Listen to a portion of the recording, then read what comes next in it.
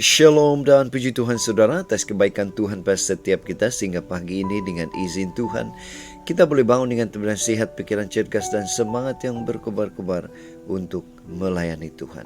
Untuk memulai renungan kita, mari kita berdoa. Bapa di surga, terima kasih atas kebaikan-Mu karena bersama dengan kami sementara kami mendengar dan mempelajari firman Tuhan. Dalam nama Yesus kami berdoa. Amin. Saudara dan saudari yang dikasihi dalam Kristus, tajuk renungan kita pagi ini ialah puas hati. Bagaimana kita merasa puas hati dengan apa yang kita ada? Firman Tuhan dalam Ibrani 13 ayat 5 mengatakan, "Janganlah hidup kamu dikuasai oleh cinta akan uang. Hendaklah kamu puas hati dengan apa yang kamu miliki."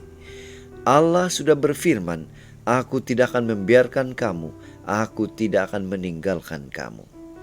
Nah saudara, bacaan kita hari ini kita boleh baca dalam buku Ibrani 13 ayat 1 hingga 6. Ini merupakan nasihat Paulus bagaimana menyenangkan Tuhan dengan cara yang benar, dengan cara yang betul. Bagaimana? Sebuah ilustrasi.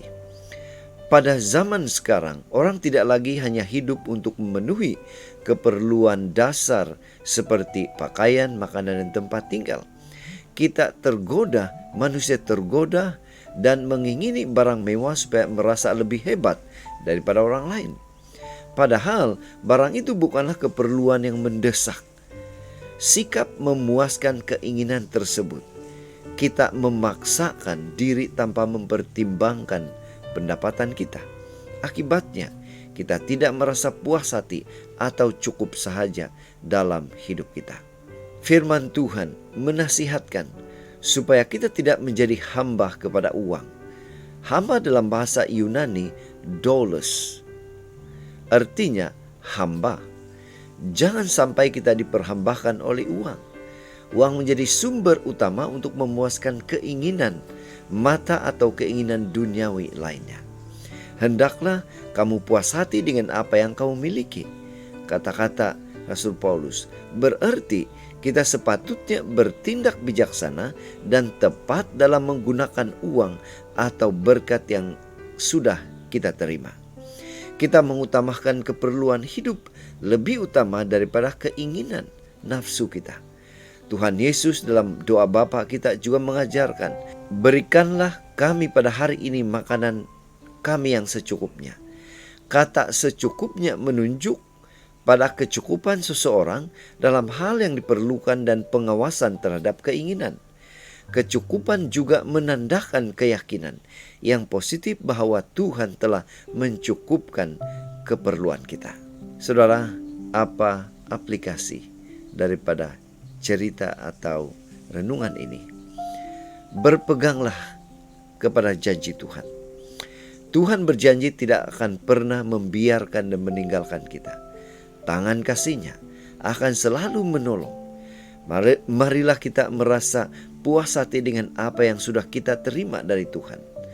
Janganlah hidup kita diperhambakan oleh keinginan mata yang membawa kepada kebinasaan. Itu sebabnya pada pagi ini, mari kita ingatkan diri kita bahwa Tuhan akan mencukupkan setiap keperluan kita, bukan keinginan kita. Dengan syarat kita izinkan Roh Kudus bekerja dalam hidup kita. Inilah doa dan harapan kita. Mari kita bersyukur, mari kita berterima kasih kepada Tuhan karena kebaikan-Nya. Dia memberikan kita kekuatan, kemampuan untuk selalu merasa puas hati, merasa cukup dengan apa yang kita ada.